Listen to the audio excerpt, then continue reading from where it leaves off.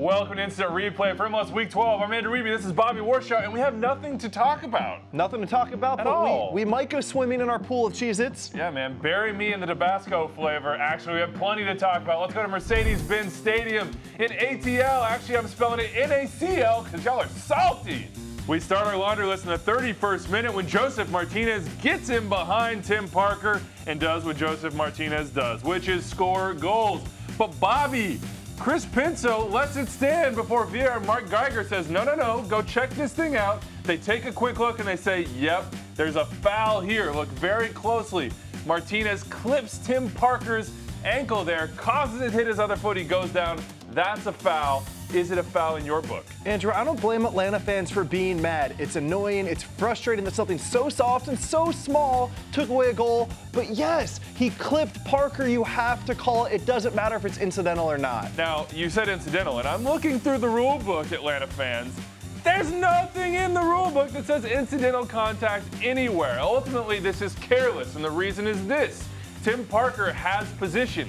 He's going to get to this ball if Josef Martinez is eliminated from the play. But of course, he's not, and when he tries to get position by going around the back and getting that contact, that's a careless motion. The contact is there. He cannot gain advantage, in my opinion, based on that, and that's what makes it a foul. No goal, good call.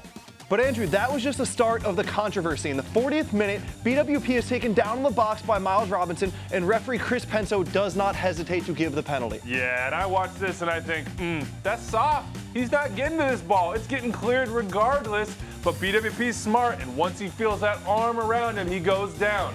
Ultimately, it's a penalty. Don't grab people in the box. And this is what we say as players. Defenders know that the second you put your arms on somebody like that, you give the referee reason to make a call. So yes, it's soft, but defenders know you can't do that because you don't even give the opportunity. This was a pro initiative after all. To the 47th minute, Jeff Larentowicz is originally given a red card for this tackle.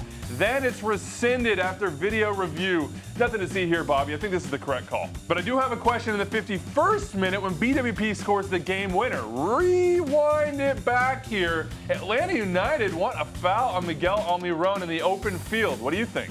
Andrew, what I see here is two things. One, Kamora Lawrence gets the slightest touch on the ball. The second is he times his body positioning perfectly. He steps in front of Miguel Almiron and makes the ball his. At that point, it's not a foul. I can understand why Atlanta fans are angry, but good no call for me. Good no call as well on this part. 65th minute, though, I think Leandro Gonzalez-Perez should have been sent off for this foul on Florian Below. This is denial of a goal-scoring opportunity to me. Below's going to take that touch in the box. He's going to be 1v1 with the goalkeeper. I don't think Garza's recovering.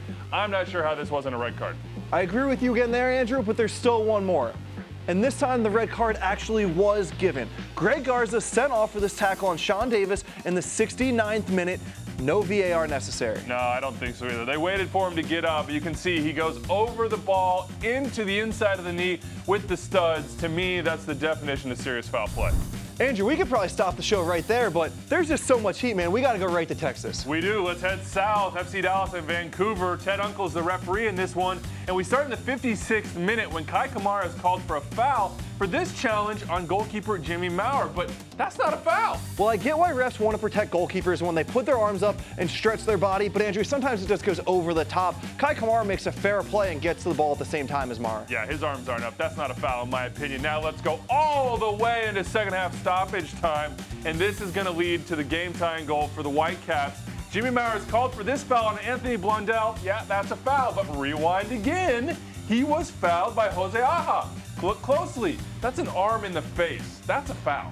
Yeah, Andrew, this is more of a foul than what happened earlier in the game when they did call the foul. Ted Uncle should have called one for me. This is a miss. Next, we had to BMO Field to take a look at a really close offside call in Toronto, Orlando. It's a 72nd minute. The ball comes in. Toussaint Ricketts is there. He scores the goal, but it's called offside. And go back to that deliberate play language in the offside rule. Clearly, Toussaint Ricketts is in an offside position, but does Lamine Sane touch this ball? He tries to, And if he touches it, Ricketts is onside. But I look at this replay and I can't tell. I don't think the ball changes trajectory, and I think they got this one right. Shout out to Alan Chapman, the referee, and AR Nicaragua. Andrew, I'm with you. That one was inconclusive. But let's move to a rainy day at Yankee Stadium where the score is 1-0 at this moment, and Edgar Castillo feels like he should have been given the penalty. Yeah, 24th minute, and I think he should have got the penalty. Dave Gantar said play on, but if you look closely here, Younghoe Herrera bumps him, and Ebenezer Afori steps across. They don't get the ball. He goes down. There's contact. That's a penalty. Herrera definitely throws in the butt check. Andrew, this is what I think about on this. Wouldn't this have been called at midfield if Herrera does it? I think so. Therefore, let's call it in the box. Should have been a penalty. We keep it rolling at Gillette Stadium. New England and Columbus doing their thing. It's the 12th minute when Luis Caicedo, ooh, that is ugly on Harrison Awful. He gets a yellow on this play from referee Soren Stoica, but should he have seen red? For me, yes. Both legs are involved in the tackle. The studs are near the knee. Andrew, he could have won this ball without putting his studs up there. Yeah, ultimately, this is serious foul play in my book. Excessive force, endangering the safety. He gets the shin high up with the studs. This is a red card.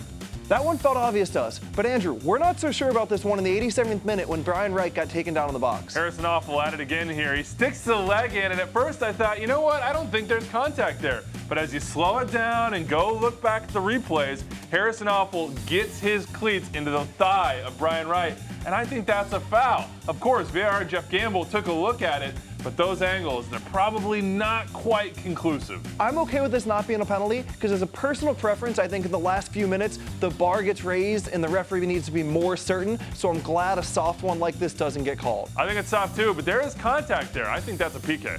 We finish up with a couple offside calls. We head to Minnesota where the Loons and Sporting Kansas City did their thing on Sunday. Just 6 minutes in, referee Jerry Marufo and AR Corey Rockwell, both headed to the World Cup, by the way, had a big call to make. Christian Ramirez puts the ball in the back of the net, but it gets called back, and I think they're right about this one. Look, he's just leaning, and he's just behind the final defender. And Andrew, here we are with another deflection, but on this one, it was clearly not an intentional play. The ball hit Matt Beasler, not the other way around. It doesn't reset. Good offside call.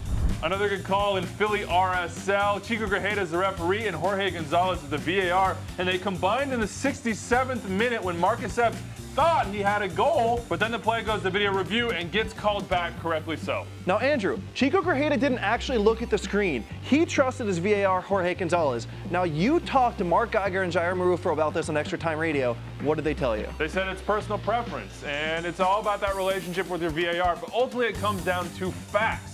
A player offside or on is a fact. You can look at the screen and see it. There are other plays, serious foul play, et cetera, that come down to opinion. In those cases, they look at the monitor. In this case, Chico Grajeda didn't need to know that was offside. Good call, good teamwork by the refs. Ooh, that was a mouthful, man. It was, and Atlanta United fans are going to have a mouthful for us, I expect, in the comment section and on social media. As always, though, what's the hashtag? Instant replay. Remember, if you see something, say something, let us know. Yep, big thanks to Cheez-Its. We'll see you next week.